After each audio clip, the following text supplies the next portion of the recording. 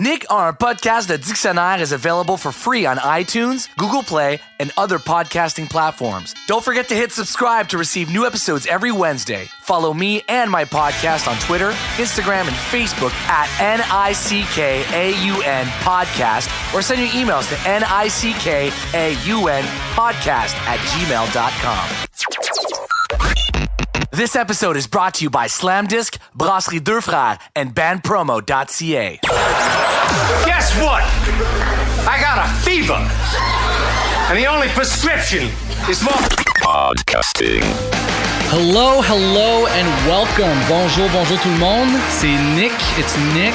Of course, I'm speaking both languages today. Why? Pourquoi? My guest today is an Anglophone, actually a friend of mine from a long ways away. Yeah, man. And we're going to be talking about a bunch of stuff, and I figure that the best way to do it is in the language we are comfortable in and that we can understand each other in. So today, the episode is in English, but not enough, enough about me. Let's talk about my guest today. Thanks for having me, by the way. I appreciate it. My pleasure. My guest today, Annand Virk, a.k.a. Mr. Bunty King. Bunty King, yeah. On Twitter, YouTube, Instagram, and Snapchat. Did you just burp? You almost burped. No, I didn't. I actually sucked in some air for that tension, just for that. Instagram. I'm on all social media, but predominantly Twitter and YouTube. Those are my main platforms. And I want to get onto all of them, but it's just time. When you're a one-man show, it's really hard to do everything. Well, that's the thing. I want you to take the time to kind of take us through to exactly who you are, what you do, how do you get. No, we're going to get into it, but just to start off at the start, where are you from? So, where am I from? Yeah, where are you from? Where did we're gonna even start? Way back. We're not starting like, I got on YouTube. I want to know where you as a person started. So, I grew up in the West Island, right? Mm-hmm. And to immigrant parents, and had a pretty shit life for the most part, I would say. Shit life. Yeah, that's pretty much how I would best describe it. In terms of like, if I were to compare it to the way I saw my other friends growing up, like they all had video games, they all had like toys, they all had everything.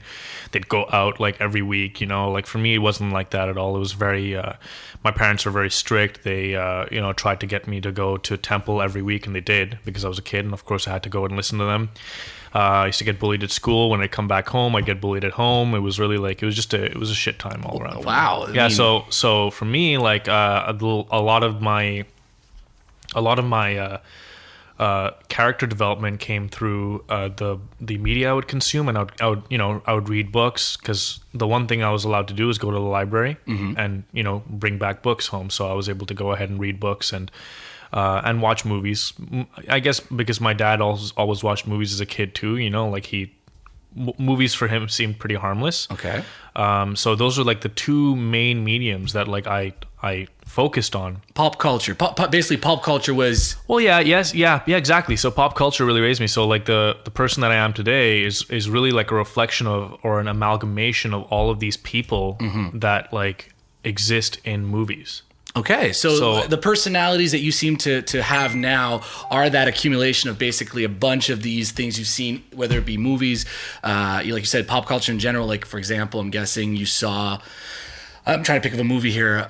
You watch something like, I don't know, Fast Time at Ridgemont High or something, like maybe. Well, even like, actually, just to like bring it to a completely like level that everyone can relate to, I grew up on Disney movies. Oh, okay. So for me, like my ideas of love, my ideas of what a man should be to a woman were all through Disney movies. Really? Yeah, like a lot of that was like really like, and the main reason why I'm not really attracted to any type of girl other than white girls is because of Disney movies. It's true though. That's I know it's so funny because people are like, oh really, like, but if that's how it just feels. Really, I feel like it's so funny because like my friend's sitting here and she's heard this multiple times and she smiles every time she hears it. But it's true though. It's really true because like I don't know, just for me, like as a kid growing up, the idea of a beautiful woman was a white woman, and she was often like a princess, and and of course the hero was always white too. So for me, I grew up kind of not loving myself, thinking I'm not going to be ever attractive or wanted because I'm brown. Really? Yeah, and got over that finally. Like I got over that, I would say, like last year. Okay, well, that's the thing. Like, I mean, I've known you now for a few years because I'll get into how we know each other, but I would not that I wouldn't expected that, but Disney movies, it's Judeo-Christian, right? Yeah. Disney movies are strongly based into that. So of course, even a person like me, I grew up watching Disney movies as well, and I would say they had an impact on me, maybe in a different way. I think I was more attracted to the musicality of it and the songs and all that kind of stuff.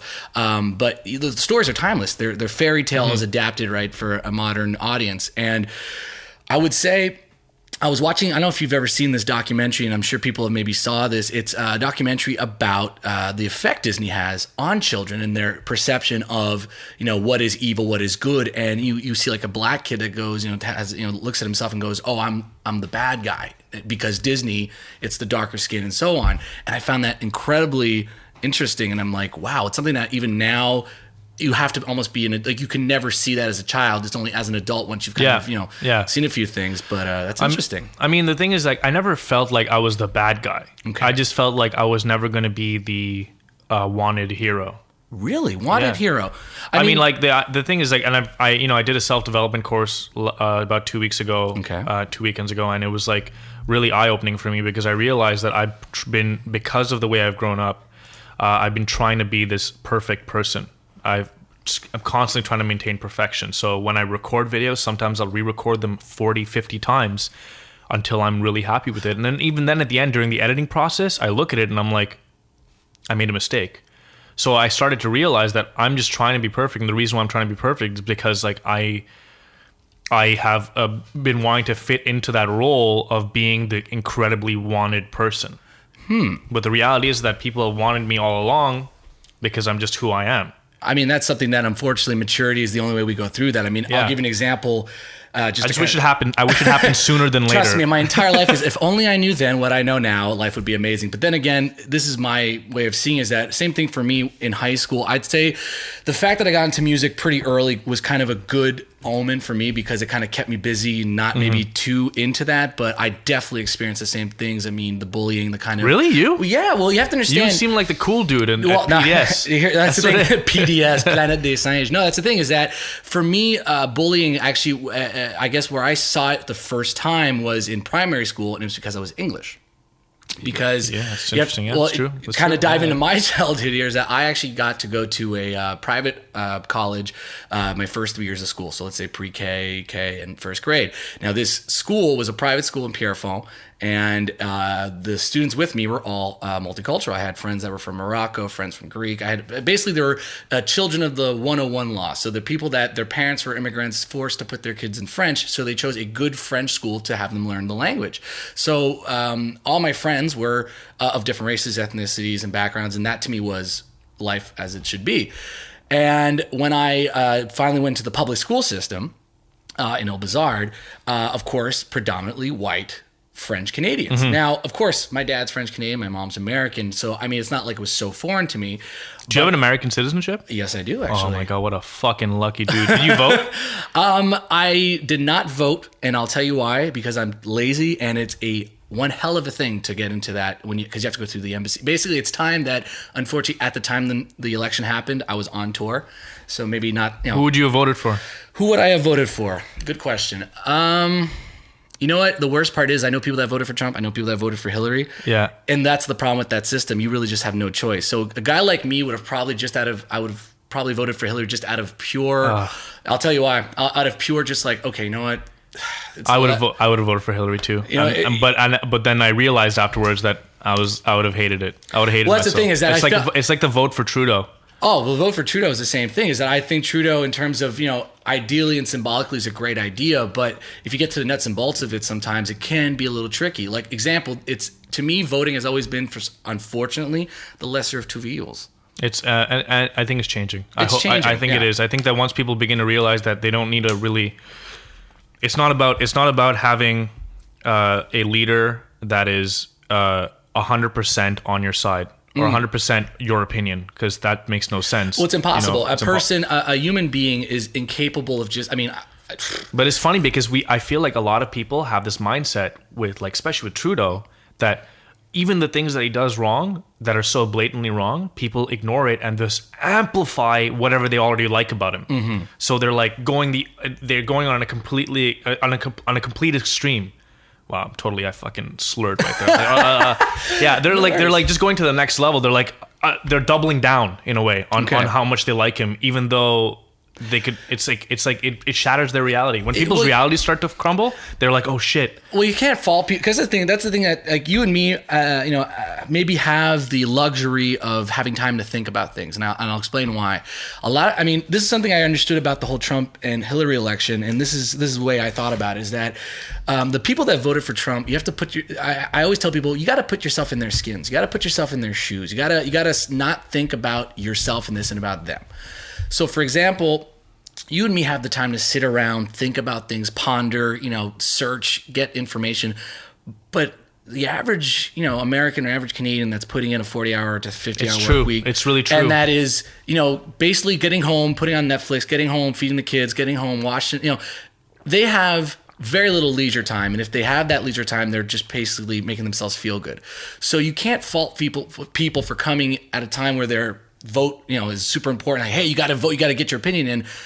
You got to think about what they're thinking about. For example, a guy like Trudeau that comes in and says, hey, vote for me and your kid's going to cost you a little less at the end of every year.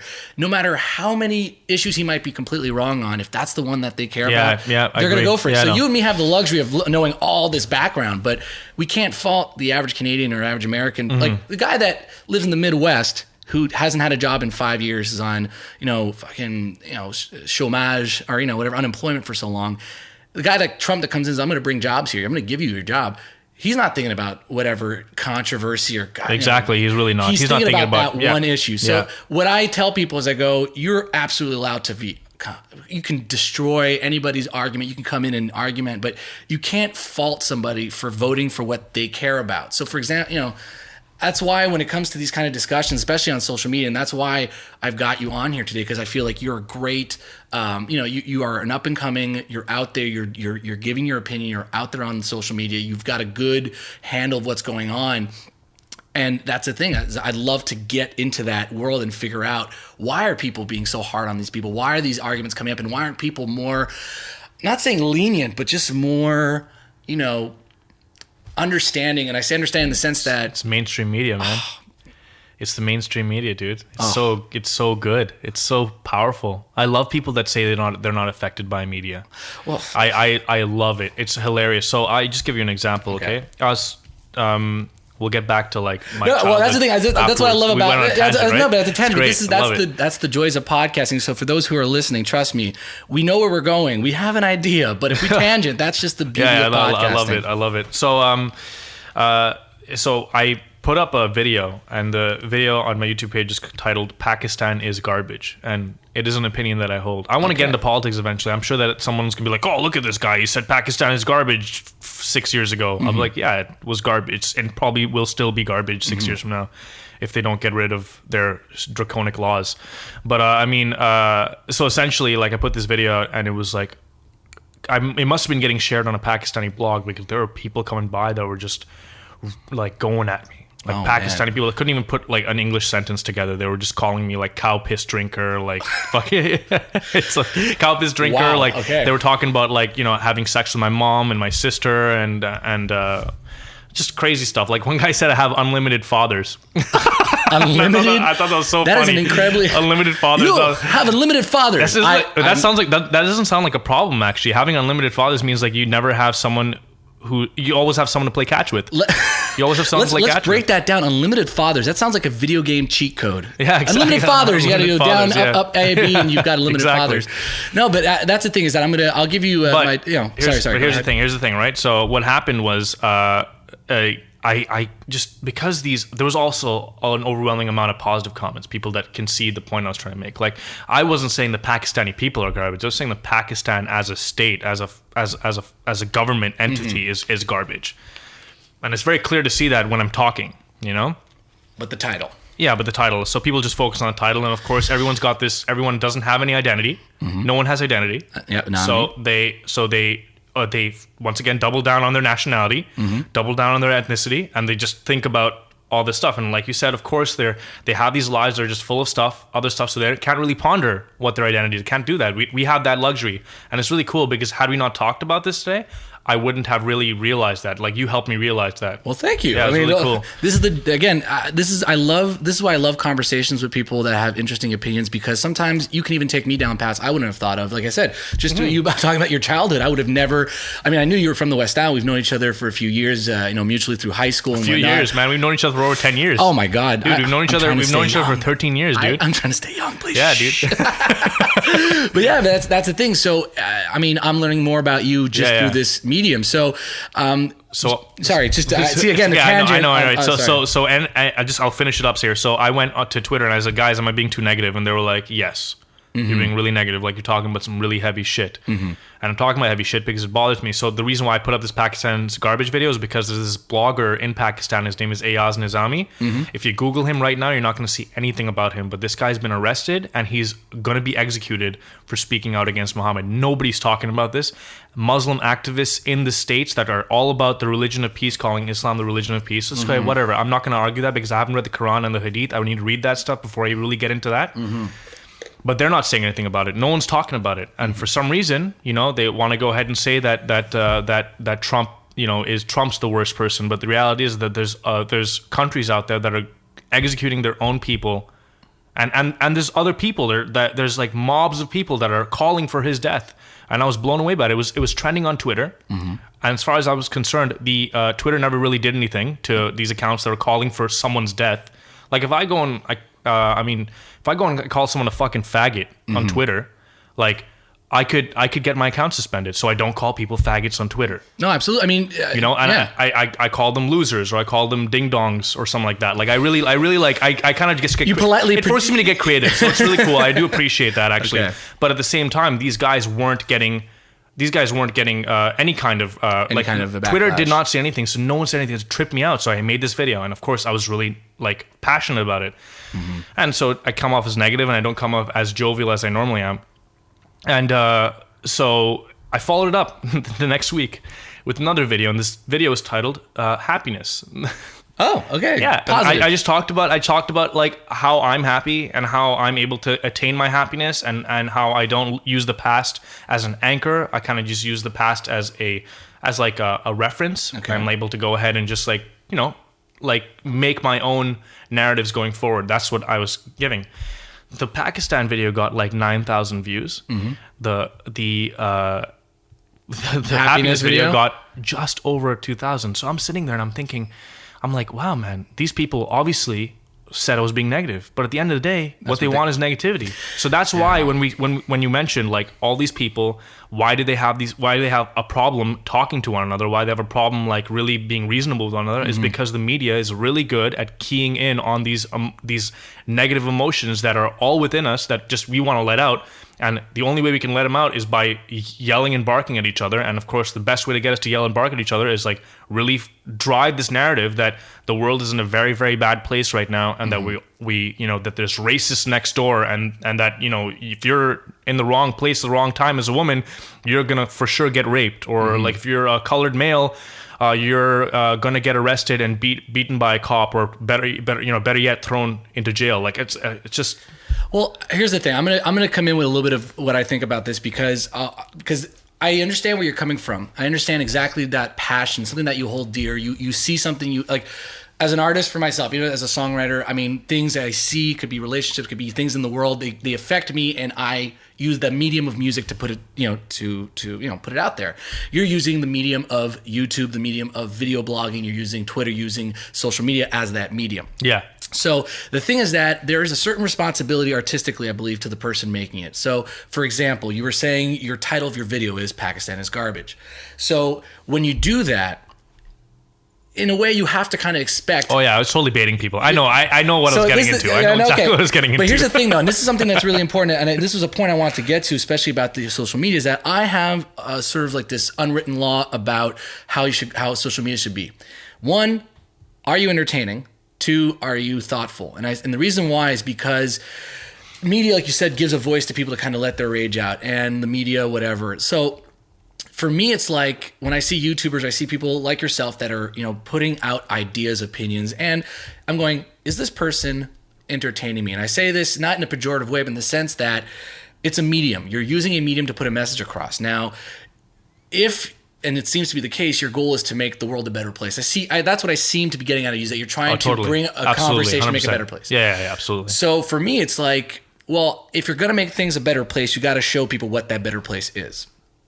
So in your case, you're bringing these ideas. So when you're entertaining people, you're kind of showing them, I'm like, hey, this can be a joyous, this can be a jovial. Yeah, it might be, like, again, you can entertain people and be dramatic. You can entertain people and be comedic.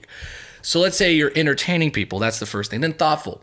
Hate to hate is the same thing as love for love. If you're just like, I love everything, I love everything, I love everything, you're not really loving everything, because everything's on an equal plane. Same thing for hate. If you hate everything, everything's crap. That's right? So the healthy balance of the two, I believe, is the right way to go about it.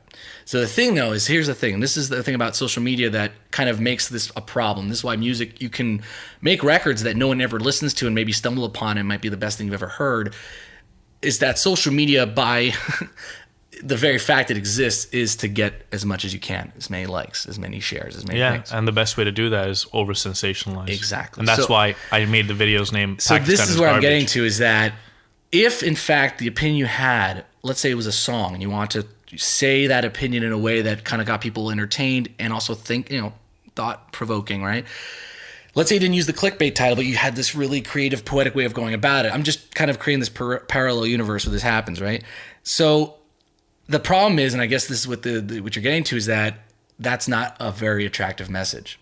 But I'm of the opinion that those messages are just as important as the really sensational ones, because the sensational ones, if it's always sensationalized, it loses its impact. You know what I mean? If you always read a headline, it's always like this all the time, it's going to become white noise. But does it though? Yeah, it does. Yeah, I find that in the last 5 years, it has not. It's only gotten worse. I'm no expert, but I would be very curious to see how many Netflix subscriptions have been upgraded since 4 years, where people are just kind of like, I got to shut my brain off and just... Netflix, there's so many things contributing to why it's but you know what I mean? just in amazing the sense that I can just... I'll give an example. This is something that I've noticed over the years. Let's say just YouTube itself, the website, because again, this is the platform I think that with Twitter, right? YouTube, when it first started, I remember putting my music videos on it for the first time, and it was just a place where, like, oh, cool, you can share videos. Because remember, back in the day, what did you do when you want to watch videos? Kazaa, Napster, you had to download them with your I mom's remember crack, going to Kazaa right? and getting like CKY and stuff like that. I kid you not, Blink-182 videos, I had to fucking scour the internet and find some backdoor website that had like Live at Daytona in 2002, and it took me like 5 hours to download. So here was this thing where, like, hey, within seconds you can watch this thing, right?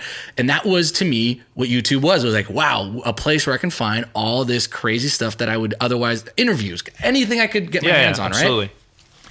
So then, of course, over the years, social media comes, like just Facebook. Think about Facebook as a platform when that came up. I remember MySpace just because that was what bands were using to get in touch with their audiences. I remember right? MySpace. MySpace, the top corner pictures of the emo haircuts. I got it, right?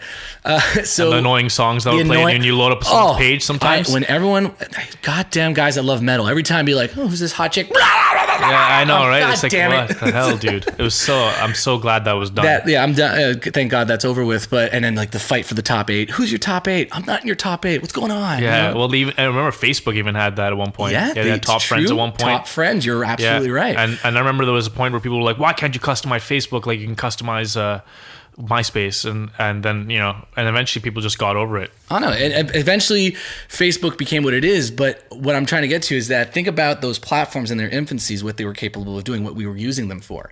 So what I've noticed over the years is that once people discovered that Facebook had a reach, because remember, like the number of subscribers and also the importance it had in people's businesses. Companies that rely solely on Facebook to get their data in terms of who's buying, where they're buying, communicating with clients. Twitter, same thing, to get the interactivity. We could bring in an expert in marketing who would probably just go into how those platforms are useful. So when that grows, the audience grows. And of course, in an audience, for example, when you're a kid, you watch TV, you put 10 kids in front of a TV, maybe 2 of them are gonna be like, I want to be on TV someday. Well, it's the same thing for social media. You put a platform where, you see people. And they all want to get the most likes. Exactly. They all want to get on and get a piece of it. So when you have that kind of environment, and of course, like you said, the fact that it's within reach, it's on our phones, it's in our laptops, it's literally, it's no effort at all to get on those platforms, then you've created this incredible space where people are just yelling at each other and whatnot, or it's just constant noise. But that's the thing. It becomes noise. notice how the ones we talk about, even with, not mass media, I'm talking just in general, like, conversations with your friends, the ones that rise to the top are the best of the best, the funny ones, the good ones, the thoughtful ones. And why? Because of the two laws I'm talking about. Are you entertaining and are you thoughtful? The people that just yell and do noise will die out. They seem loud because we, again, have the luxury of thinking about it. But the ones that are truly good, and this is even pre-Facebook and Twitters, think about the comedians of the later comedians, like we're talking about the, George Carlin. We're talking about fucking, Carlin being, the godfather of it. But, these guys that they were one big Twitter handle in the way. Back in the day, they had these really strong opinions, platforms to deliver them on.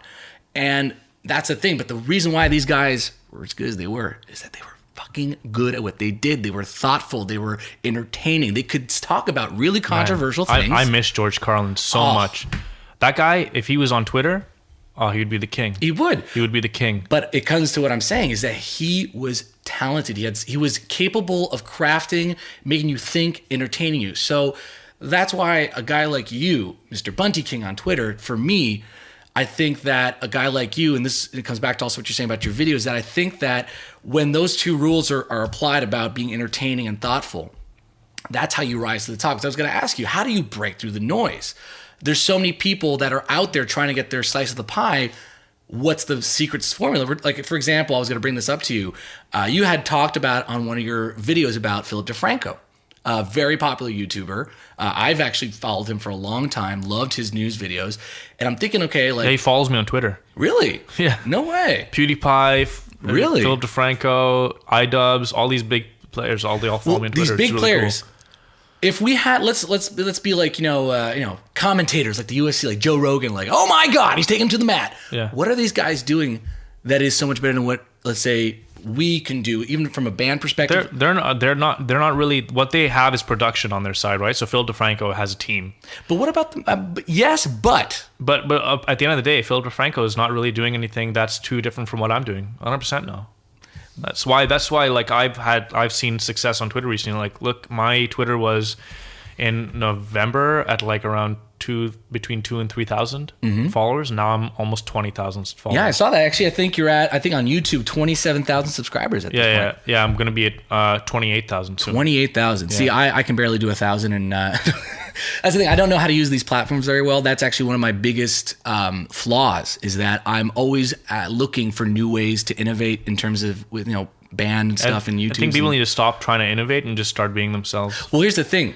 I get really annoyed. One of the comments that annoys me the most, like, oh, you didn't really offer much of an opinion here. Well, like, I didn't offer much of an opinion to you, buddy. Like, maybe because you fucking think this already, but that's cool. Mm-hmm. But at the end of the day, like, I'm gonna say what I'm saying, right? So I'm not gonna go and record a video thinking, and that's actually a great idea for a video. I gotta do that. I really gotta do that. It's noted. It's on the podcast. It's great. Yeah, but I'm just like thinking about how, like, why the hell should I have to constantly worry about, did someone else have this opinion? Can I have this opinion too? Like, no, like, I should be able to say what I want to say. Well, here's what it comes down to. I don't care about innovating, because at the time, the thing is, like, you will innovate because you want to be better than today than you were yesterday. That's how you innovate. That actually is a very good way of putting it. That's the process of innovation for yourself in terms of your art or your craft. Like, that's what you want. Like, you want to, like, be better than yesterday, and you're always going to want to be better than yesterday. And of course, some days you're going to feel like you're so much worse than you were yesterday. But the reality is that you're still always improving. I saw this kind of like this infographic about like artists and like this like their perception on how they're doing, and really what they're doing is they're always getting better, but they just think that they're getting shittier. I feel like that all the time when I record a video, and also couple in the add in the likes and retweets. All right. Mm-hmm. Yesterday I put out this video on Twitter. I decided, because I have this series on my channel called Bunty Bits. Yeah. And I stopped that series on YouTube because the videos would take me 2 weeks to plan out, because I would write a full 5-page essay. Mm-hmm. Like, imagine this, like, I'm not going to school, but I'm writing like a 5-page essay for a YouTube video that's not going to make me any money, and it's not that's not even the reasoning behind me stopping it. It just mainly was a lot of work, and it was like I just felt like the format that I was using, it was a very like newsy format. Mm-hmm. it just wasn't like hitting it properly. So I was like, you know what? I feel like if I shortened it and I brought it to Twitter and I talked about like the 3 hot stories of that day that are US like politics centric, it could really do well. So I made this video yesterday and it was hilarious because I was watching it and I said some really funny things in it. And I pinned it to my profile. I shot it out there, and I was just expecting it to hit 1,000 likes. Dude, things like just getting to 200 likes after almost I would say 24 hours, just getting to 200 likes. Like I have some tweets that have gone to like 5,000 likes, 2,000 retweets, like not a problem. But this is just getting to 200, and I was like, what did I do wrong? But the thing is, I didn't do anything wrong. The reality is that that's a really good video, and anyone that saw that is like, holy crap, like that's really cool. But it just didn't hit it at the right point, and there's so many other things, and you have to remove yourself from that whole like likes and retweets mentality. If I can show you a parallel with music, I'm on my 4th record. Now, my first record was my breakout record. I sold out maybe 5,000-6,000 copies, which doesn't sound like much, let's say, to everybody else. But it's huge. But in Quebec, it is for the type of band and everything. It basically was it's the record that made us. I was 18 when it came out, so I made my 2nd record. Went to New York City, recorded 6 weeks with Gus Van Gogh, who worked with Priestess, The Stills, a bunch of great bands. Put out a 2nd record, and it played everywhere, but it wasn't the same effect as the first one, let's say, in the sense of like, oh my godness, but I was still playing on, radio, TV, and everything. Now I'm on my 4th record, and you find yourself creating music and doing things, and you seem like, for me, and this is what I think the sweet spot, and this is where the quality of the material gets good, and maybe not the likes. I feel like I'm making the best music I've ever made, yet I don't feel like it was like the first record. But the thing is, true. It's the same thing. But sometimes I have these moments where I tweet something and it's just boom. It just all of a sudden I'm like, whoa. And that's where I was getting at, is that when you love the craft, and I'm saying craft with what you're doing because, like you said, there's work that goes into it. You're writing it. Here's the thing. Let's say your title says YouTuber Twitter. I consider you an entertainer. An entertainer is someone that is putting in the hours, that is learning a craft. I'm an entertainer. That's what I'm saying. Yeah. That's what I'm saying, right? So when you're doing that craft, if you love the craft, it's not necessarily the results that are going to get you hard. It's the craft itself. Yeah. So when you're making a video that gets you going and you really love it, that's the reward in itself. So when it comes to the reaction of people around you, and this is what I was getting at about, when you're putting yourself out there and likes and so on and social media and everything, it's just like when the content is good, the rest doesn't matter, because the content you created, someone may follow in 5 years, someone may follow in 2 weeks. If the content's where it needs to be, it will find its audience, and it will rise above the noise. And this is why I was saying about Philip DeFranco and these other YouTubers, is that one thing I've noticed, like, best example I can give you. You're familiar with Normand Fait des Vidéos? No. Normand Fait des Vidéos is a from France YouTuber. This guy, insane amount of, millions of views on YouTube. The guy's on Vine. Well, oh yeah. Wait, is this guy like the frizzy hair? No, wrong person. I'm thinking of a different person. Well, this guy is just I'm telling you, like, all over the place on YouTube. It's actually my wife that put me, showed me this YouTuber. She's been watching his videos for years, and what I noticed watching him is that he, like a stand-up comedian, let's say you go to a club, he is giving you a 5-minute routine in a video that lasts about 2 minutes. It's jump cutted, but the jokes are there. It's like almost sketch comedy-esque.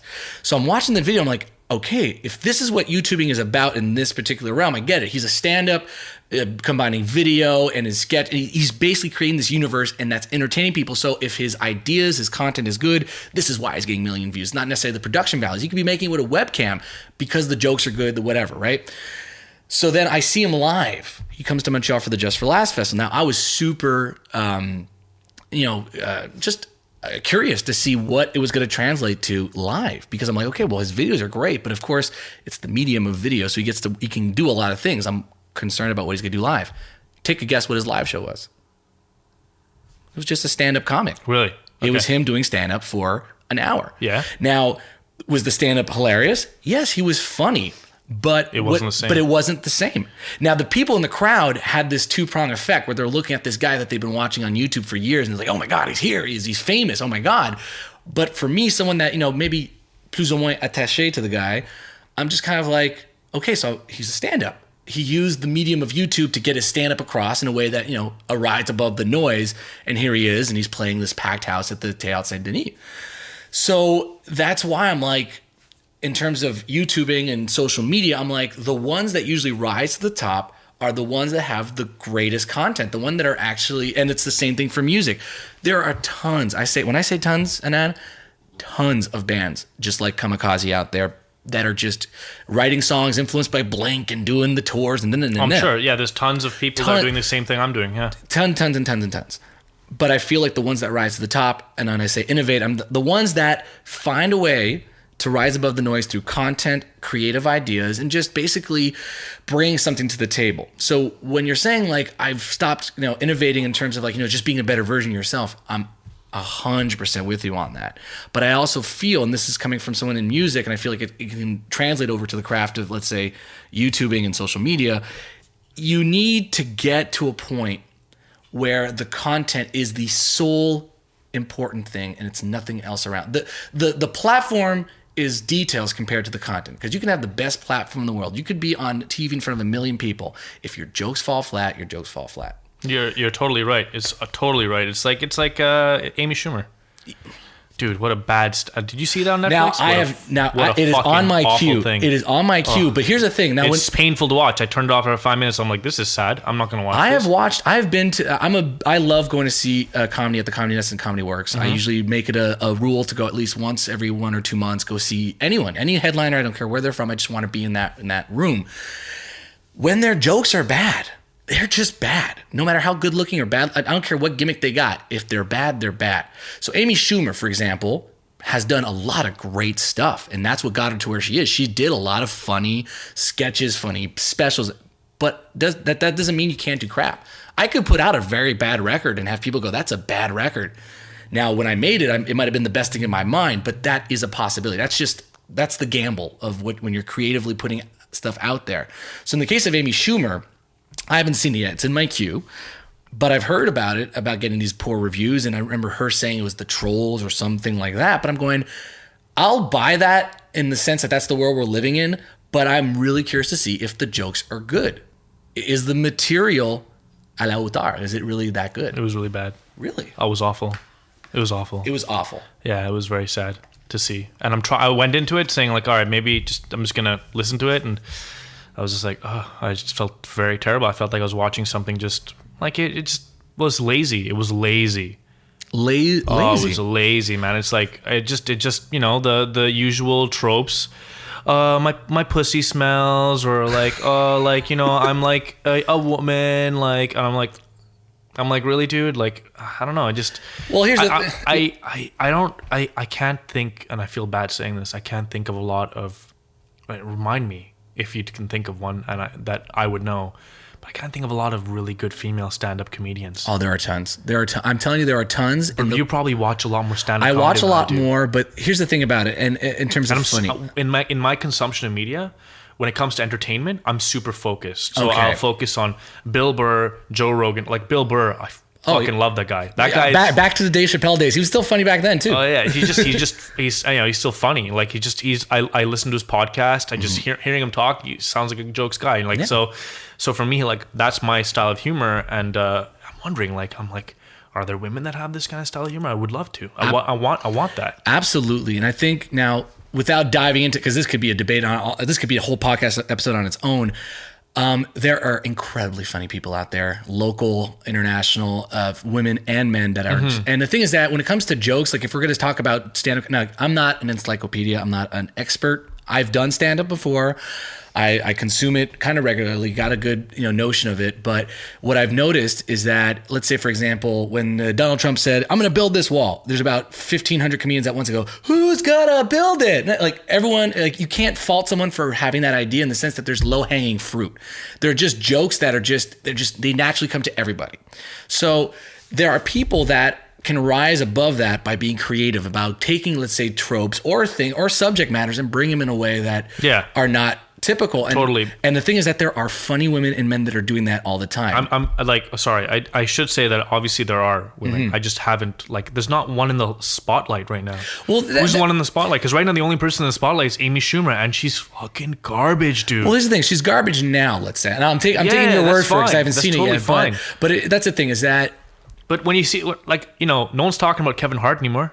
Well, here's the thing he's gone now, but for some reason, it's not like he had like a bad set and then he fell off. It's like this person's had a bad set and she's got like 3 movies lined up. I really feel like Amy Schumer is interesting because like she's riding this craze in the media where it's like it's okay to be like I don't even think that Amy Schumer is fat. I would never call her fat, not at all. She's just a normal woman. She's just really a normal woman, you know. But the media is like, oh, she's a plus size woman. She's a woman. Well, she's like, I'm like, and that's what they're really pushing. Well, they're not pushing her jokes. They're pushing her. Well, if I can give you a little bit of an insight, because that's the thing is that whenever you're an entertainer and you're putting out a product, whether it be a special album, whatever, there is a sort of cycle to what you're doing. In the sense that, I'll give you an example. I wake up in the morning and I go to bed at night. I'm thinking about Kamikaze in the sense that. What time do you go to bed at night, by the way? Oh, you don't want to know. Well, I'll tell you what time I go to bed. Tell me. 2 a.m. sometimes. It sucks. That sucks. I wake up at 2 a.m. and go to work. I would love to start waking up early in the morning. I try to, and like I end up snoozing my alarm automatically. One of the best things ever is that I'm now an early morning person. I wake up like this morning. I woke up at 6 a.m. and got mixed a bunch of songs and a record I'm producing. Isn't that just like that's the fucking best, dude? Like, and you have your office at discipline. home. It is discipline. I have to get that discipline. And I know that now it's like I know where I'm the areas in which I'm lacking discipline, and I've started to notice all of them. Like I've noticed that I'm bad with time management. I was fucking late for this podcast. I was late to pick up my friend. I was late to record something yesterday. I was late to a CJD yesterday. Like, thankfully the show was at 10:30. They asked me to be at 10. They asked me to be there for 9:30, which meant that they just were giving us a buffer. Yeah, the media does that. They say to the artist, so smart, so smart. Okay, I was just like, but I hated that I wasn't there on time. And like I'm hating that about myself, and I'm like it's pissing me off because I've started to notice this lack of discipline, and then coupled with the fact that my parents don't understand anything that I'm doing because they don't talk to me. My friends' parents know more about what I'm doing than my parents do. But that's crazy because to me that's the story of everyone's lives. My friends' parents get me more than my own parents. I have a friend of mine, the same thing. I seen like his mom, always talking to her about stuff. And the thing though is that they know you, but your parents know you way more than you think. That's the thing too, is as you become an adult, or at least as I find as I'm growing up, is that the whole thing about discipline, about who you are as a human being, is like you kind of end up going, okay, well, my parents did their best with me, and they gave me the tools, or at least what they could give me as the tools to be a person. And then, but the other half is your responsibility. So if you're a fuck up, that's on you. Like you can sit here and blame your parents for being a fuck up, but at the end of the day, I would not do that at all. I would never do that. No. So what I'm saying is that for you, like, you have the luxury of knowing what the problems are. To give you an example, for me, when I turned 25 and I started, looking ahead and going to my things, I'm like, okay, I've got a choice to make here. I can either get my shit together and be the thing I want to be, or I can just sit here blaming everyone else for that problem. And when it came to, even with the music industry, I could sit around going, why is this and why is that? I'm like, just if you are the best version of yourself possible, you can't control the environment around you anyway, but at least you'll go fighting at the best of your stature, right? So for me, it was like, just before this podcast, I went for a jog. I jogged a little 4K before doing this podcast. Now, I never jogged 2 years ago, but to me, it was like, I just got to get into shape. I just got to be the best version of myself possible, so that when you face the outside world, no matter what obstacles you'll come across, you'll be in the best shape, or at least the best mental space, or whatever. It's funny because I've worked on the areas so going way back to the beginning of our conversation when I talked about how I finally got over the fact that I felt like, unwanted by society. Mm-hmm. Now, if you were to ask me if I'm handsome, I'd probably say yes. I think you're handsome. Well, thank young you. Man. But I don't need to hear it anymore. Like I like hearing it from the women that I'm dating, but like I don't need to hear it. I used to need to hear it. Because I felt so shit about myself. Well, validation, and I'm probably not breaking news, but validation is probably one of the reasons why, as entertainers, we do it. And I'm being completely frank about it, in the sense that one of the reasons why you get into music, or at least creating art, is definitely the reaction. And for me, like writing a song, it gets me going. But of course, if someone says, "I love that song," I'm not going to sit here and lie and go, "Oh, that is not what it's all about." Well, it No, means it's really something. good. It's a really, really good And the same feeling. thing for looks. I mean, for me, I weighed about 40 pounds heavier maybe 2-3 years ago, which for a guy like me, I played hockey my whole life. I was always in shape. And just when adulthood kicks in, starts kind of, playing Oh, tricks. it really does, huh? It does Yeah, kick really you in does. the ass. And that's what I wanted at one point when I was 25. And I was just like, ugh, whatever. I'm like, okay, Nick, you just got to get your shit together and be the best. Just do the homework, do the stuff, get your shit together. And if it doesn't work then, well, at least you gave it your best, because there's nothing worse than feeling that you could have done better and then things don't go your way. So when it comes to what you're saying about being the better version of yourself and just putting out stuff like that, to me was the first step in my, let's say, not successful lifestyle. Bruce is this is making for great pod. My dog is just basically he's baiting for hugs and kisses. He's on Annand right now. He's like, please touch me. Yeah, that's what he's doing. You just have to be the center of attention, don't you, Bruce? So cute. No, but Okay, no, down. Down, Bruce. Down. There Yeah, we go. Good. But yeah, so to make a very long story short about what I was saying about self-image and whatnot, is that when it comes to your craft of what you're doing, being the best version of yourself, that discipline of getting your things together, I feel like when that is done, the craft will be better. Oh, totally. And, Like I said, so I started realizing that I'm good at what I'm doing, so I started just putting myself out there more. I had a big falling out with a friend. Okay. A big falling out in September, and it was brutal for me because this was the friend that kind of brought me into YouTube and brought me into a community on YouTube. So when I started on YouTube, I started as a gaming channel where all I did was just sit down and I saw that. That was your in, was like basically gaming videos. Just gaming, and okay. it felt shitty. It really did, because all I was doing was just playing video games, and I don't want to just do that. Like, I want to impact people's lives, and I started realizing that I started talking to people while I was playing these games, and people wanted to listen to what I had to say about opinions, and I was like trying to hold back because I didn't want to piss everyone off. Mm-hmm. And then eventually, after this falling out, I dropped the Indian accent. I was like, I'm done with that. I'm just gonna go ahead and be me. And next thing you know, I'm on Twitter, tweeting at big creators, and they're following me now, and like it's like so interesting to see that my influence has just gone up like 1,000%. Like I would say 1,000. Like last month I closed it at 10 million impressions. Yeah, my Twitter, I have more of a impact on like social media than I would say like all of the media personalities here in Montreal, like people that work at CTV or CBC and all this stuff, like they have nothing on me. Really? Yeah, it sounds kind of cocky, but I'm looking at the numbers and I'm just like seeing it. Yeah. Well, it's the reality. I was actually going to ask you this question about the numbers, in the sense that, for you, the numbers in terms of like your reach and all that kind of stuff. What is the end? Like, that's the thing. What is the end game for you? Like, let's say That's a really good question. You're not there yet. Let's take that. What is the end game? Because the thing is that what we're talking about can go on forever, in the sense that it's never going to be enough. Like, is it enough if I make 6 records? No, you're right. It's true, because right now I'm thinking, like, I really hope I can top 10 million. I'm like, I'd love to get 11 million, because I got 12 million in February, and then it dropped again. But like, not milestones. I'm talking about, let's say, end game. Like, I'll tell you what mine is, just to give you an example. My end game for me was, am I financially stable, doing something that I'm passionate about, that when I wake up in the morning gets me going, and that I feel is making an impact on me, the people I love, and potentially the audience that I'm attracting, right? That's my end game as well. But going a little bit beyond that, I want to change the world. Ambitious, and I can't fault you for that. I will not just saying change the world is really a tall order. It's more. Are we talking like Bono, like save the kids in Africa? No. Like, I think that I want to really focus on, because I feel like all the problems can be solved with communication, and the importance, like, no one's really shed an importance on the media and communication. Like, everyone kind of looks at the media and communication like, oh, it's just there. And that's why I get really frustrated when I hear people who are like, oh, the media doesn't affect me. I'm like, yeah, it does, dude. It affects you every single day. Like, you can act like you go to your 40-hour job and you're like totally okay, and that you're not influenced by the media, but buddy, you're influenced by the media. You see something that just touches you, and next thing you know, your opinion has changed. So for me, it's also like I'm also going back to school. for power to you, my friend. That is Yeah. I always tell people education is never, you never learn too much. There's yeah, always something you can learn I'm going out there. for political And especially- sciences.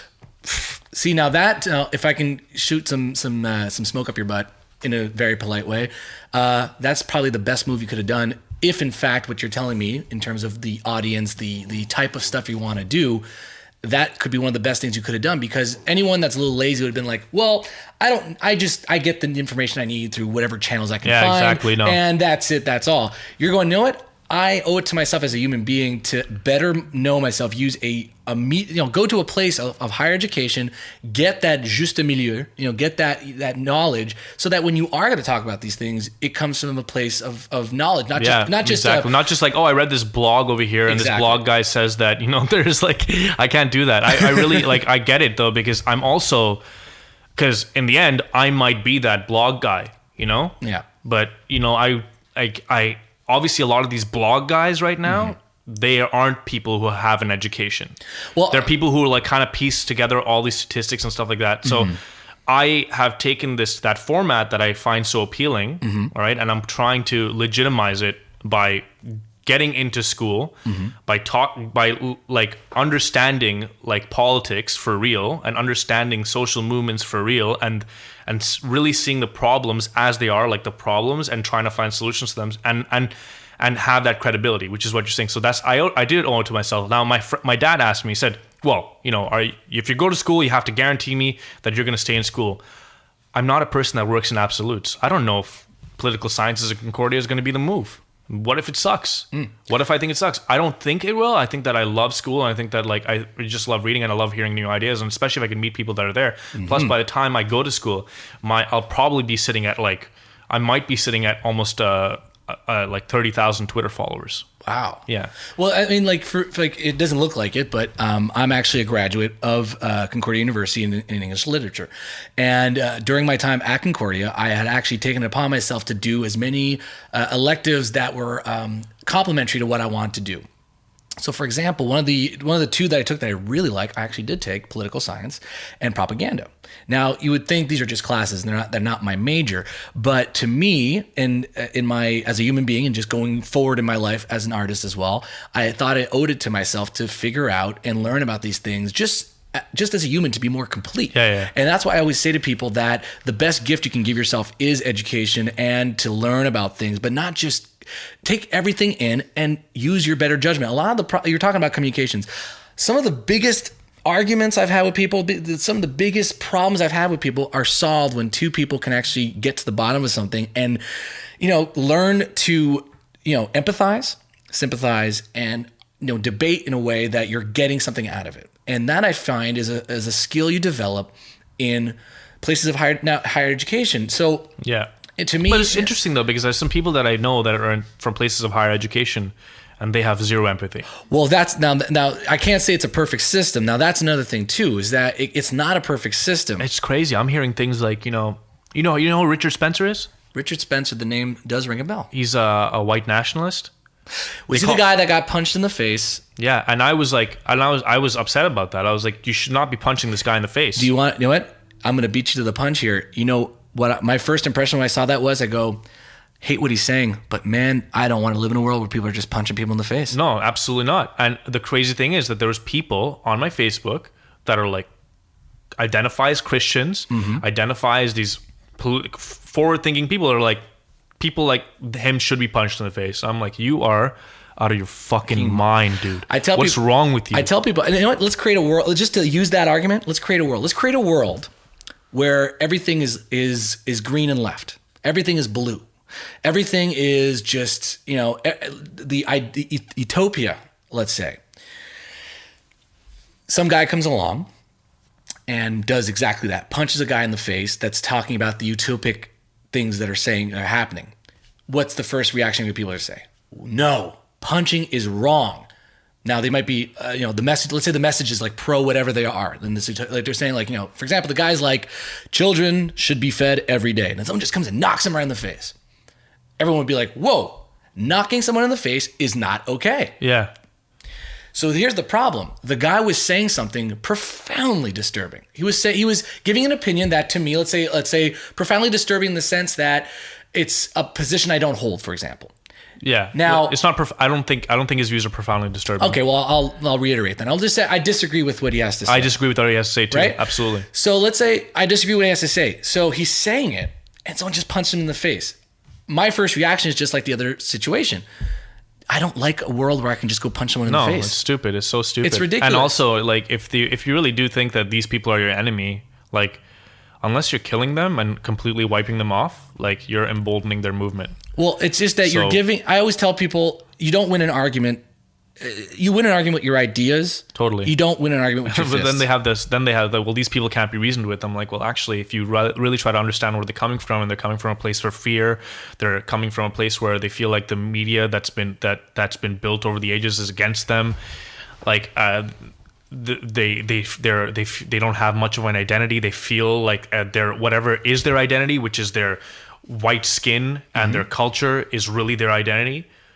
Like, they feel like they're pushed in a corner. Yeah, someone like me who doesn't think that, and of course these people these white nationalists or white supremacists, you know, and there's a distinction between the two. They feel like someone like me has no identity. The reality is, I feel like I have way more identity than they do, because I'm able to really see my identity as this thing that I'm able to build right now in my interactions with everybody. My identity isn't my past. Like, what happened in the past is not what the past, and that's the world that we live in today. That's why people are bringing up Trump's tweets from like 2 years ago, and there's like, oh, look, he said he didn't want to go to war with Syria, but look, he just struck their airfields. It's like, dude, people change. Like, they're not what they were yesterday. People aren't. That's not their identity. Like, behind you is not your identity. It's here and forward, which those are the things that you want to attain, and what you already have. That's your identity. Well, I'm no expert, let's say, in the human condition, because one thing I find comes back to what seems to be a trait among all these situations is the human condition, in the sense that the way people feel when there's something happening to them and how they react. In the sense that you were talking about these, you know, white supremacists or white nationalists or whatever, or even the left leaning or the left Democrats and liberals of the world. I'm always fascinated by what people like. You put 10 people in a room with one piece of food and tell them that's the only piece of food you're ever going to get. Whoever gets it lives. You look how fast things, rules go out the window. It's the survival of the fittest or whatever. Totally, like in a sense, the human being as a species or whatever, right? So for me, when I see these situations, I see these very controversial things, my first instinct is to go, what are these people? What is going through? What is at risk? What is at stake? What is the end game? What is exactly their goal? Because that's the thing, is that I'll never fault somebody for having an idea and a reason for that idea. And again, this starts with education, because that's a thing too. When people know a little more about how to voice their ideas and put their thoughts together and present them in a way, that is, I would say, polite, or at least in a way civilized, you can say some pretty quote unquote awful things, but in a way that you can be counter argued, you could be talked out of it, you could be brought new ideas and so on. So when I see someone react like so guttural, it could be like a punch to the face or just a yelling match or whatever, I'm like, what's the end game? There's no way. What is, you know what I mean? In the sense that one wants to be right and they just want to prove the other wrong. Well, that's the thing, is that it's identity wars. That's all it is. Well, identity wars. But here's the thing, is that I'll give you an example. Someone comes up to me right now and goes, "Your music sucks. It's a piece of shit." My first reaction is like, okay, and then what? What did you gain by doing that to me? What is it did you want out of that conversation? And then my thing is like, okay, well, maybe he's right. Maybe my thing is shit. But then again, it's all about how I handle that information. So the problem is, I feel like, for example, let's say in a college class setting, you say something and someone goes, "Oh my God, you're completely oh my God." Now, if I walked into a classroom and said, "You're all fucking morons," well, I'm asking for it. I'm using a uncivilized way of putting a point across. If I walk into a room and sit down and, "Okay, would you like to say something?" "Yes," raise my hand. I'm of the opinion that the class in its majority have a faulty point of view, and here's why. I'm getting the same result, or at least I'm putting across what I want to put across in a way that I feel is civilized, but that the other person go, "Oh, I disagree, and here's why." So and then there's like a discussion. And there's a discussion. Yeah, it's like, I got a comment on a video. Some guy wrote, "Your video this time. Sorry, Bunty." And I was like, whatever. I responded with whatever. And then someone else responded, and then he kind of took a screenshot. He says, "Oh, some of your fans are stupid," and it was the guy that said, "What your videos, whatever." And I sent it to me on Twitter, and I said, listen, the guy who's criticizing you has a point. Like, you literally added nothing of value. You gave me general negative feedback when I would prefer specific negative feedback. And he was like, well, I just didn't really. I was like, well, next time say that. Because he went to explain. I'm like, say that. Just say it. I don't mind if it's negative. I don't want to have my dick sucked all the time. Yeah, but what I'm saying is that the information that guy's given you, he's got like when he's commenting on something. That's the thing. This is what it comes back to about the whole social media and youth. And this is the world. By the way, am I screwing up your podcast by swearing? Of course not. This is a podcast. I know, but like some people like to have an FCC standard, so they like bleep stuff out. For sponsors and stuff like that. Well, here's the thing. We can actually talk about it very briefly. Now, this podcast, I started this out of a passion of mine of just talking with really interesting people and talking about subjects that otherwise my 2-minute songs can't get across, or just, whatever, a tweet can't get across. I like these long form conversations with people that I appreciate. And I feel that the listener can get really something out of a conversation like this, make them think about different things. And I'm not being pompous and saying my podcast is just so thoughtful and insightful. Sometimes we're just shooting the shit about whatever, But the idea is that I don't want to necessarily censor people. Now, if someone says something really fucked up, I will call them on it and bring an argument. Yeah, I think it's great. You know what I mean? In the sense, exactly. And then bring them. I think that's the coolest thing, man. You just gotta it's funny. It's like tangent after tangent after tangent, but it's really cool. When someone says something crazy, instead of shutting them down, just be like, yo, what you said was wrong there. Maybe you should say this differently. And then have a conversation. As opposed to making that person feel bad, which is why I kind of also hate call-out culture. I don't know if you've noticed, like, these people that will be like, you shouldn't say that, calling you out. But that's all they leave it at. Like, what if you maybe had a conversation with them and were like, maybe you should try saying something this way? Like, well, you know what? The people that are the harshest with me are the ones that want to see me do the best. And that's the thing that I seem to use as my barometer when it comes to criticism, to come back to what we're saying. Maybe in your case, yeah. Well, no, but even in your case. I'll give you an example. Okay. I'll give you an example, okay? So I was talking about something. I was like, oh, well, these people are retarded. Mm-hmm. Someone with a daughter... someone who has a daughter who's special needs is like, well, parents with people with special needs would find that word offensive. That's all she really said. And I'm like, well, yeah, I know they would find it offensive.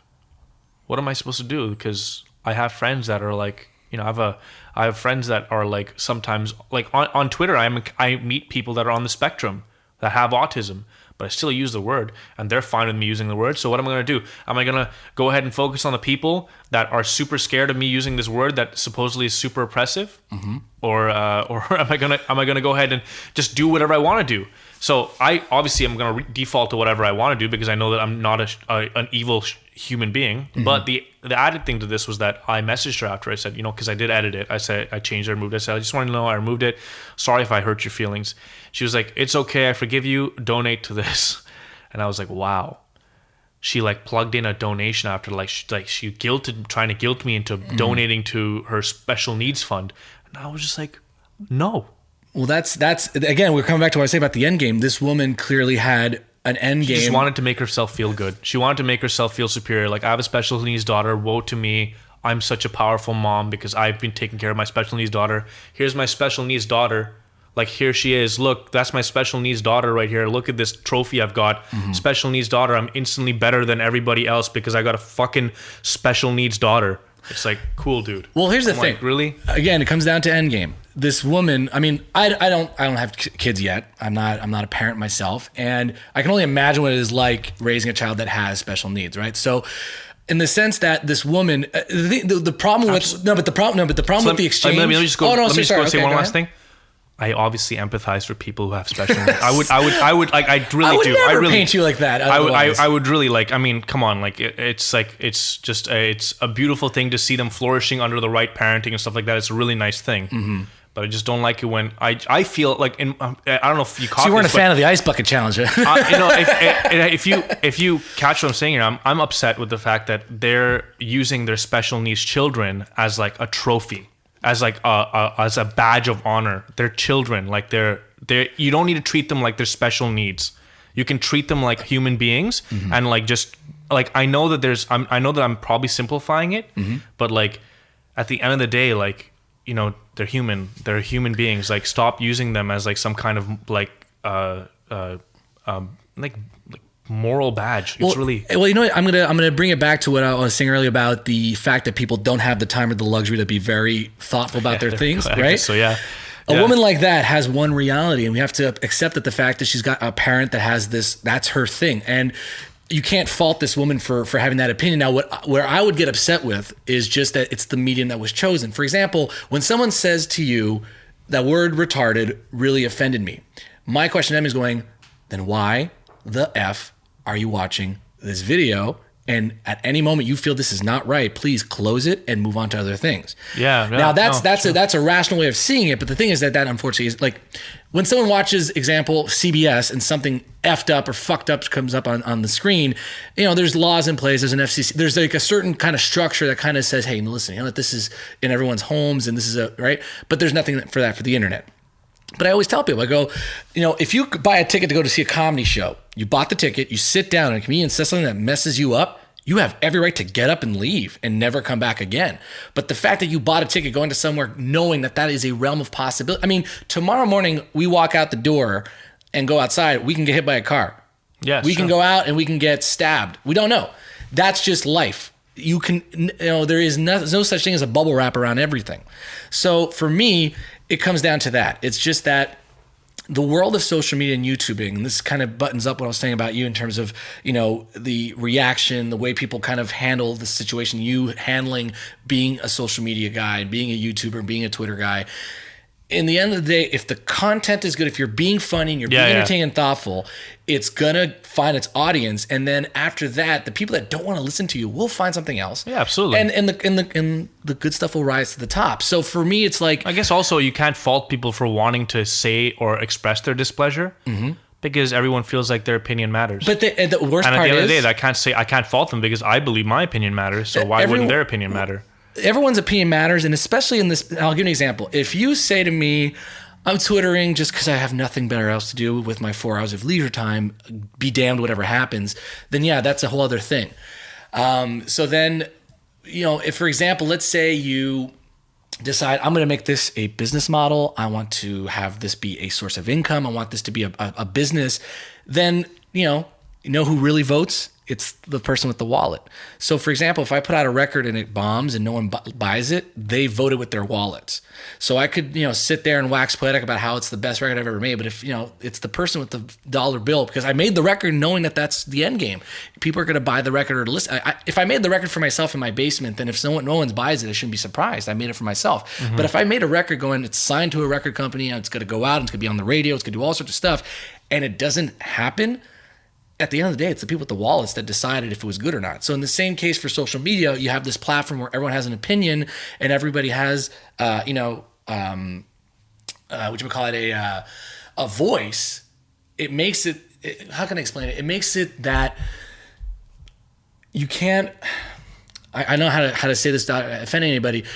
It's like, don't worry about offending people. You're going to offend someone. No, it's just that there's people who are probably going to be offended after hearing this. It's just that the way I see it is that, you know, not everyone's opinion matters. But again, if that woman was saying something and she had an end game, then it mattered to her and she was using a platform that just as you was as justified to use. But if, you know, she's someone that doesn't really care about those platforms and doesn't care about YouTube, doesn't care about Twitter, doesn't have an opinion about it, then yeah, she just won't be on that platform. So that's why I use that as my you know, measuring stick, in the sense that if someone comes up to me and gives me negative feedback, how much of your emotion to drop on them? You know, like seriously, like at one point I said, okay, well, this person clearly took the time to go on their laptop, write this. She's got this time. They have this leisure. Then that speaks volumes about what they're doing. Yeah. Totally. So that's why it's I'm not saying that defaults everybody and it says that everyone's opinions are crap. It's just that at one point like, you kind of realize you have to understand who you're self-aware, with. Yeah. self-aware of what you're on. You're on a platform. You're on a thing. You're on a system that was created for profit, that is connecting a bunch of people. So that is who you're playing to. That's who you're around.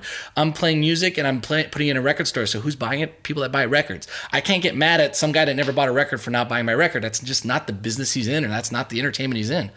So it's the same thing for social media. It's a platform that is monetized and it has profits and whatnot. So whoever's on it kind of knows what they're getting into.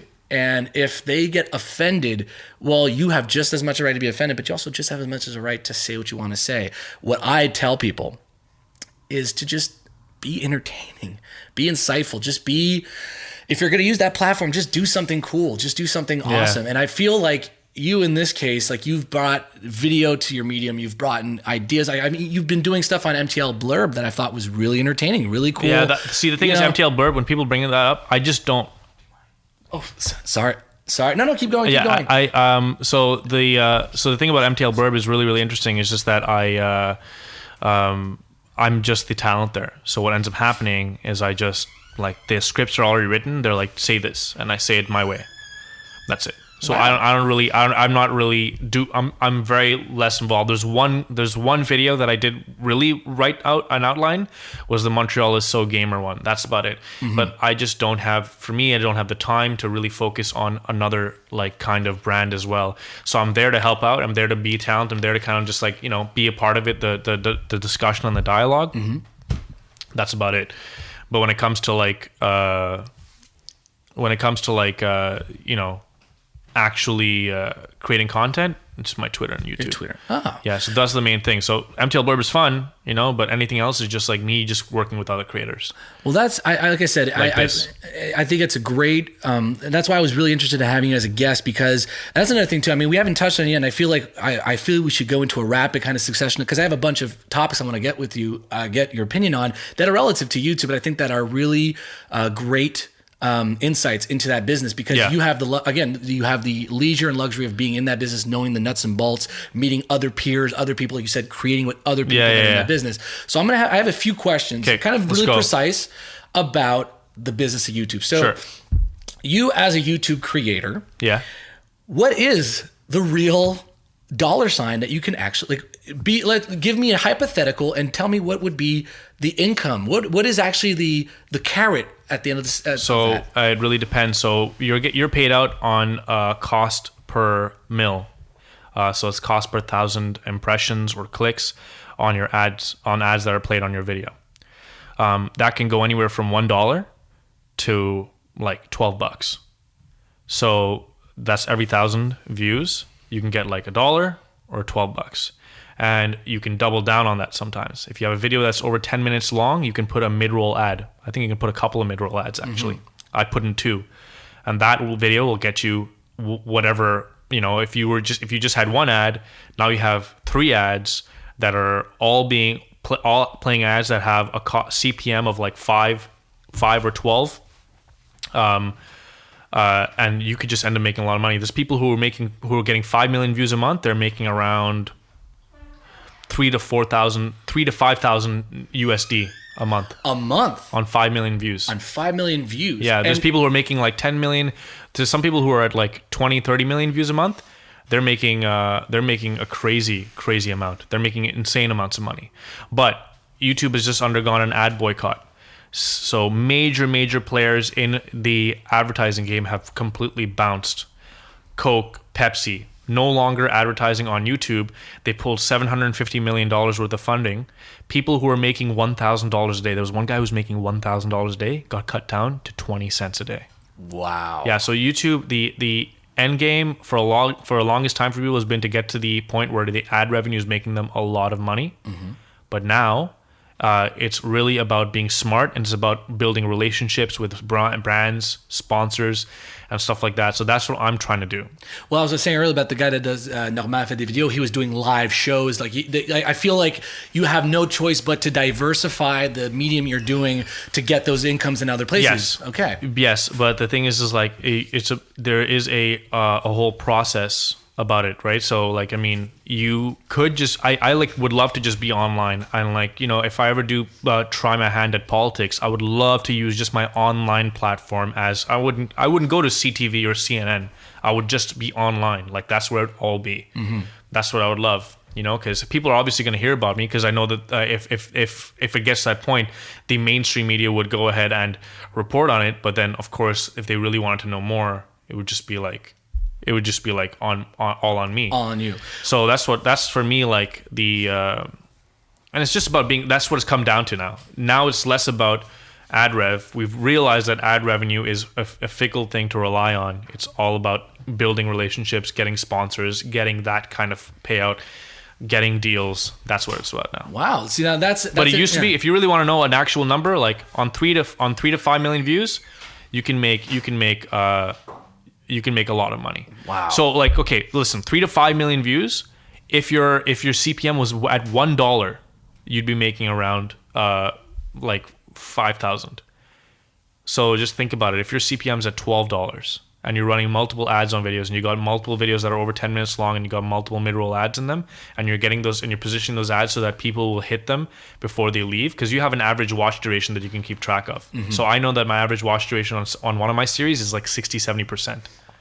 That means that they're not watching the full video. They're falling off. But I position my ads just before the 60-70% mark. So I'd have one ad play, another ad play, and another ad play, and the next thing you know, I've like tripled down on all my ad revenue. Wow. The thing is that once again, right now, it's still, you can't rely on ads. You can't, and if you are relying on ads, you have to save up your money. You have to, and you have to be constantly networking with people. Wow. I mean, that's the thing, is that it's a platform that, like, for example, if for people that don't know, like television, there are different unions and things like that pay out flat rates for different people. For like when I go perform on TV, there's a flat rate as a performer. Like there's a structure in place on television and traditional media that kind of compensates what you're doing, and kind of in a way that is, you can, for example, when I go on tour and things like that, like there's ways of quantifying it. But on the internet, I feel like it's kind of like a, of course it might have changed over the years, and that's why, someone like you can have that insight. I feel like it was kind of like a, the Wild West of like, whatever goes, in the sense that, tomorrow morning someone pays me $1 million to talk about Porsches all day. That's neither here nor there. It's me and that person. It was the Wild West, and now it's no longer the Wild West. They're bringing some sense of modernization, and they're also bringing some FCC type standards to YouTube. So like, I won't be able to get away with saying like fuck or cunt or anything like that. Like, I may on be this able platform to, you can, of course, but but I may be able, like, the thing is, like, I think that I'm always going to try to get away with it, because at the end of the day, like, I'm going to talk the way I talk. Oh. I don't go out of my way to swear. I try not to, I use those two words as examples, but most of the time I like try to like really just get my points across in a way that's more humorous. Like, if I swear, I swear. It's not a big deal. Wow. Right. Well, here's what we're going to do. Now, we're just going to take a short break, because I'm going to put on one of my ads. Just speaking about ads, we're going to go into an ad. We're just going to take a short break, and when we come back, I'd like to talk about something a little more precise between you and me. We haven't gotten really into it, but about our relationship, a little West Island talk as it was, just to kind of close off this show and kind of talk about how we know each other. And I feel like today was a really good episode, because we've touched on so much. And it all started with the conversation of, who are you? Yeah. And I love that. I love that kind of... Absolutely. So we're going to take a short break, and when we come back, we'll have a little bit of West Island talk. Sure stuff. Sure thing. Sure stuff. Sure stuff. Sure stuff. Is your wardrobe in dire need of some rock and roll? Do your house guests flee in a fit of rage at the sound of your music collection? Stop messing around and head over to bandpromo.ca. What's bandpromo.ca? It's your one-stop shop for awesome band merchandise. Local, international, hell, even your buddy's band is on bandpromo.ca. You will find it all. Cassettes, CDs, vinyls, clothing, accessories, stickers, and even pins. The website is easy to use, shipping is quick, and more importantly, all the proceeds go right into the band's pockets. Use promo code NICK10 and receive 10% off your next order. Don't look anywhere else. Head over to bandpromo.ca. That's BAND promo.ca. All right, so we're back with Annand, and I feel like we should close the show with a little bit of West Island talk, a little bit of about, because the thing is, we've been talking about... What happened to Santosh? Santosh. What happened to Santosh? You know who Santosh is? Fill me in. You don't remember Santosh? I do not remember Santosh. You don't remember the guy that would go on he would be on the 205? He'd all be like, do you know me? Wait a minute. Do you know me? Are you talking about the guy, the hip hop? No. That's Jerry. Okay. That's Jerry. Okay, we're talking about another. Yeah. And Crackhead Jesse? Crackhead Jesse, yes, I do. Crackhead Jesse always walking around. He's like, always got this like walk. I actually have a very funny story about Crackhead Jesse. Yeah, what up? The one time one time he came up to me, I thought he was a skinhead. I was like, what the fuck? Well, I don't know very much about him besides the fact that everyone that lives in the Ile Bizarre, Pierre Fondal des Ormeaux, or general West Island has seen this man in their lives. He's no harm. I know he's not he wouldn't harm a fly.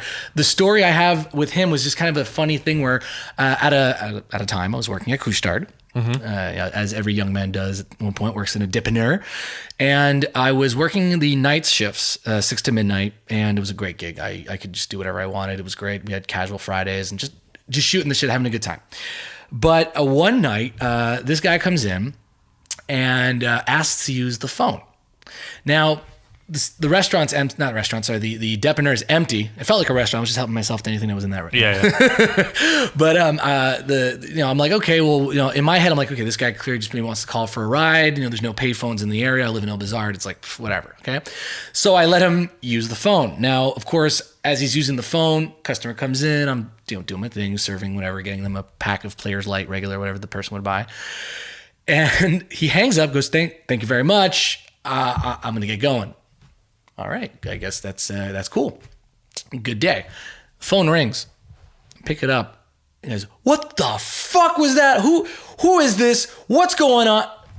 I'm like, hi, this is Kushtard. May I help you? He goes, some guy just called my house and asked to speak to Grilly about building houses and building this super futuristic city somewhere in El Bizarre that was going to be the future. What the fuck is that? Yeah. Who did you get the... Action City is what he calls it. He calls it Action City. Action, okay, right. So I'm not crazy. City. Yeah. The guy was livid about being called at home.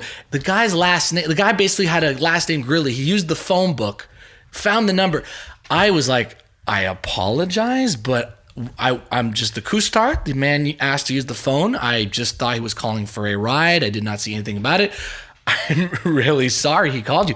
The guy lost his shit, but that was the one thing I remembered from him. It was just like, this Did the guy lose his shit at you? It's like, how can you let someone use the phone? Yeah, he was giving me shit. That's annoying. I'm like, yo, shut the fuck up, buddy. I'd be like, really, man? Like, what am I going to say no to some guy using the phone? I don't know. He's going to call your fucking loser ass. Like, get out of here, man. Get your fucking name removed from the phone books, you fucking idiot. That's what I'm thinking. Like, what are you doing? I kid you not. I was flabbergasted. One by, wow, he really is a really go getter. Really, getting what he has to get done. I know, right? Action. The guy really wants to. So it's so funny. This actually brought me to another thing.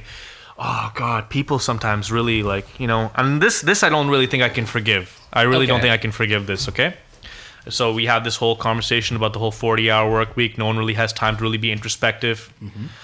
I don't think I can forgive this one thing, all right? Because this, you don't need any introspection to kind of realize. You just need to exist in real life. And this is not the first time this guy was doing this. I went to Costco on a Sunday.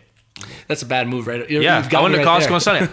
It's not a bad move. I don't think it's a bad move because I'm like, whatever. I'm going there. I'm expecting a crowd. Oh yeah. I'm expecting difficulty to find parking. I park a little further out. I'm like, cool, whatever. It was actually so packed this day that was not even. You couldn't even. You're on Brunswick at this point. Yeah, you couldn't even park a little further out. So we were in the parking lot, and I'm with my friend and this lady. We see this lady pushing a cart. And so we look at her and we're like, where are you parked? And she's like, oh, I'm parked right over there. I'm like, I'll help you with your groceries. And I helped her put her stuff in. And meanwhile, my friend had his indicator on. She was just letting me help her with the groceries, which is really great. And and because he's parked in such a place that people are obviously trying to get past him and stuff like that, and the lane is suddenly cut down to one lane next to him, mm-hmm. So people are doing it. One guy starts honking. Just honking. Just starts honking at him. And I looked at him, and it's some older guy. I'm like, what the fuck are you doing? I'm like, what are you fucking doing? What do you expect? He was like, look at him. I'm like, what did you fucking expect? You came to Costco on a Sunday, you moron. I'm like, that's exactly what I said to him. I'm like, you're a fucking idiot. What are you doing? And he's like, stop talking to me. I'm like, shut the fuck up and go away. You clearly knew what you were getting into when you came to Costco on a Sunday, you idiot. And began honking. I mean, that's the thing. Common sense goes out the window. People who honk in drive-thrus. How the fuck does that happen? I'm like, we can only go one way, buddy. We can only go one way. The guy's waiting there for his food. You think he wants to be sitting there forever? Why the fuck are you honking? Those kind of people, they have no excuse. It doesn't matter how many hours a week you work in. You know that when you go to a place that's like that, you know what you're expecting. Let's just say common sense isn't given to anybody. But here's the thing. We're talking about Costco. Me and my wife, we usually go to Costco on the worst days possible. Just the scheduling, that's the way it happens. We usually end up going to the one on Point Claire or the one in Vaudreuil. Again, West Island talks. We're all local here. What blows my mind more than anything. They made the one in Vaudreuil. Oh, yeah. Oh, is it huge? Oh, it's big. It's actually a little more busy than Point Claire now. Wow, Oh yeah, for because sure. you got Costco's the best. Here's the thing. Costco's It's the future. best, but here's the thing. This is what blows my mind. The free sample tables. I love the free sample tables. same. I think everyone does. I tell my girlfriend, let's not make lunch. Let's just go out to eat at Costco. Let's get some free, burritos and churros and whatever, right?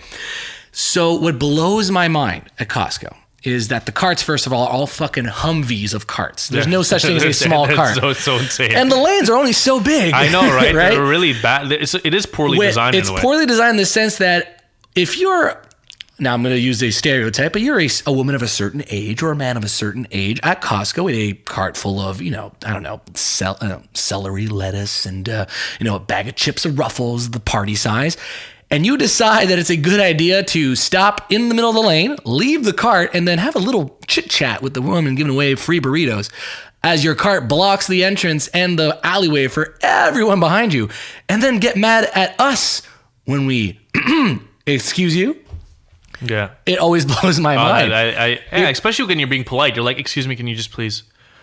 I just need to get by, and then they look at you like you've inconvenienced. You've inconvenienced. But it's just, to me, it's like, I go in a place in public like that, I'm just kind of like, yeah, like what do I not want to have happen to me? Let's not do that to others. And that's the thing. But a lot of people don't think that way. And that's the thing. But that can also really impede your progress in a way, I find. Like sometimes you got to do things that you may not necessarily want to have anyone do to you, like cut someone off. Because you got to cut them off. Because guess what? They're going too slow. Yeah. Or just be a little bit more aggressive. Or be like, listen, can you please move?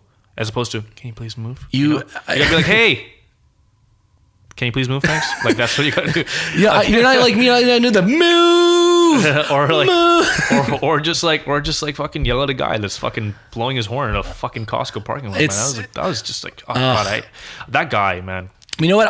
Here's the thing. If we're talking about West Island, I have a theory, a small theory about why this is on the rise in the West Island.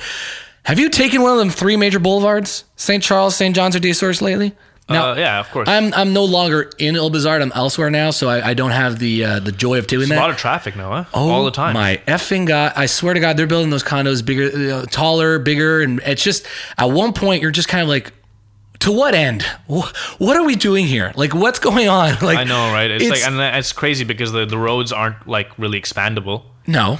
They're if anything, they're using them for bus lanes, which again, fine if there's more people using the bus. I mean, I remember taking the fucking 207 and having to walk because there's nothing for the, do you remember taking any kind of bus in the West Island pre-express lanes to the Côte Vertu or anything like that? Dude, it was crazy. I took the 216 to go to the Côte Vertu. Like that was the short. That's if you're lucky. If you got the faster one, but it was a 215, and then 215 was like a 40-minute ordeal. Oh yeah, if you, it was like down to like we had it down to like a science. It's a science. In order to get to school. If anything, but I miss taking the bus in a way. Like I hate it. The alone time. In the winter is garbage. Winter is a shit time. Like fuck that. Like for me, like I feel like if I was living in a land of like perpetual summer, I would have no problem taking public transport places because I would spend the time reading. I loved reading. I used to read so much more when I was taking public transportation. Oh yeah. Now I don't anymore. Now I don't. Now I'm driving everywhere, and it's just. Well, that's the thing. It's like you and me. Just to kind of give a little bit of context to people while we're talking about bus lines and whatnot. Me and Annand have known each other now since high school. I think through our mutual friend. Yeah. Godbout. Yeah. And me and him both went to different high schools. Obviously, I went to De Source, the French language high school. You went to Emmanuel Christian School. Godbout. It's true. That's why I completely forgot the Christian school. That place fucking sucked. Can we talk about that? Oh. Can we talk about how shit pile that place is? I'm looking at your lady friend here who's looking at her watch. Do we have time to get into that? We have time for that one story. I'll just tell you something real quick. Okay, go ahead. That school is a pile of shit. I would like to really say that. I fucking hate that school. Wow. And I don't hate's a strong word. I actually don't hate it. I want to take that back. I don't hate the school. I just really think that it really doesn't have any place in the 21st century.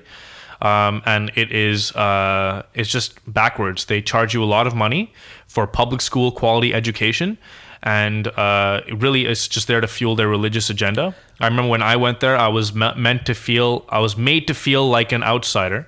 And when I was indoctrinated to believe that I was a Christian at one point. I became a born again Christian, but I never really got baptized. So once again, still I wasn't fully accepted by that community that they had there. Even though my parents paid handsomely to bring me to that school, and I was still a part of the school. I still talked to the teachers. I would help at parent teacher nights, but apparently was never really one of them. And I remember when I graduated from there, I said, I graduated on a very high note. I graduated honors in English and world history. And I also said, yes, you guys can reach out to me for absolutely anything. Mm-hmm. They never reached out to me. Yeah. And I'm like, and of course I heard through the grapevine that they were reaching out to everyone else. And people were coming back to talk and but because I hadn't chosen the Christian way, there was no room for me. And of course I can't fault them, right? Because at the same time, they want to have their religious agenda pushed. So but really pissed me off is that when it came to asking for money, because they're probably facing hard times and they might be looking at closure, which I really hope they do close. It'd be incredible. They asked me for money. They asked me for fucking money, dude. I was like, what the fuck? You want money from me, you fucking losers? You guys haven't even talked to me. No one knows what's going on in my life. They probably know everything else about my graduating class. They probably know that who's in Waterloo and who's there. I really just couldn't. I feel like your tone got a little bit serious. Is it okay that I'm bashing this school? No, here's the thing. And again, it's always the way I bring things is that, a school like that to me can do whatever the hell they want as long as they are within the boundaries of the laws that right? You're right. In the sense that, and I'm going to make this point real quick just because again, I care about what you do and who you are. I'd say, now I'll give you an example. I will do exactly what you did, but in a different way, get the same message across. That school is not a place I feel that is up to par with what's around it. Oh, totally. It can do so much better. And unfortunately, my views don't concord with them. And all I hope for them is that whatever they're finding, they find it, and I will continue on my life and do better without them. That's great. That's really great. That's essentially what I'm saying. But at the same time, I'm saying fuck you. Exactly. This is the medium that lets you do that. And I'm not 1% in the sense that when I say something like that, it's not to criticize or anything like that. And I've said this to you online before, and it comes to what I was saying about us knowing each other is that I want to see you flourish, and I. Like a person that will criticize your things or that will give you insight, to me, it's always to what's my end game for you. It's I want to see you do the best you can. And now I may have an opinion on something and I might be fucking wrong about it. What I just said there could be completely wrong. I don't think it's completely wrong. No. In fact, I would think mine is a little bit more wrong. People would be like, really? You gotta. But you understand but that's what this discourse is about. And that's why this entire podcast and this episode, this probably will be, if anything, the most controversial episode of my podcast so far. Really? This is really business as usual. But you have to understand, is that I'm the type of guy, my world, I live in a world where basically I'm talking with other artists, with other people, people that work in an industry, laborers, all that kind of stuff. And your world, your craft is so ingrained into what's going on in pop culture, in society. It's a rabbit hole we can go down a long ways away. And that's what I love about this medium of podcasting. This is what we're trying to do, is we're trying to, in a very, in a reasonable amount of time, talk about that, but open a discourse and just bring different opinions. Again, I'm not from my world and yours kind of know each other because of the medium. I have videos on YouTube. I have to use social media for my band, work, and business, but you're using it in a different way than I am. And I'm just, as a fan, curious about how it works and how it goes. So that's why I bring it up, and I never want you to feel like I'm censoring or criticizing or whatever like that. No, but I want that. I want criticism because I just thought about it right now, and I agree. Probably the way I phrased the things were a little wrong, but at the end of the day, I really shouldn't be overly vindictive about the school, because at the end of the day, I am the person I am today because of that school. Exactly. So I met you because of that school. Well, I've done all these things. I developed my passion for English because we had an English teacher at that school who was really good, or my passion for history because we had a history teacher that was really, really good. So yeah, I get that. Just to add to what you're saying is that I feel that, and this comes back to what we were saying about the podcast earlier about all the subjects. negativity is fine. We need that to get through some shit. But like what you just did there was put a spin on something that you were giving the same message, yet it's in a way that is much more inspiring. And I say this in the sense that you're talking about English teachers that inspired you or things that you got out of it. I feel that if that was applied to a lot more subject matter and a lot more discussions, whether it be in media, in social media settings, it might not be as attractive, might not be as TMZ-ish and entertaining, let's say, for people that just want, popcorn, like, what's going to happen? What's going to happen? Yeah. But you're talking about making the world a better place. There's your answer, I think. Or there's at least, there's one of the tools you can use. So I guess your audience at this point got they got some entertainment and shock value from me, like bashing my school. And then it came back together and be like, oh, what he's really saying is this. Okay, we get it. Well, there you go. That's all you can really hope. So just to kind of close up here on this episode of Nick, our podcast, The Dictionnaire. So where can we, for the people that want to follow, that want to get a gist of who you are and figure out who is Annand and who is Mr. Bunty King, where can we find you? Mr. Bunty King on Twitter, like Mr. Bunty King on Twitter. That's it. Awesome. It's the best place, really. And then from there, you'll find my YouTube, you'll find my Discord server. I don't know if you play video games. I'm a very big fan of video games. Unfortunately, online video games, not as much though. Okay, so have you heard of Discord? I have not heard of Discord. So Discord is just like it's like the new Skype, but very gamer centric, community focused. So I've built a pretty big community on Discord. So I talk to a lot of my fans there. So all the links are through my Twitter.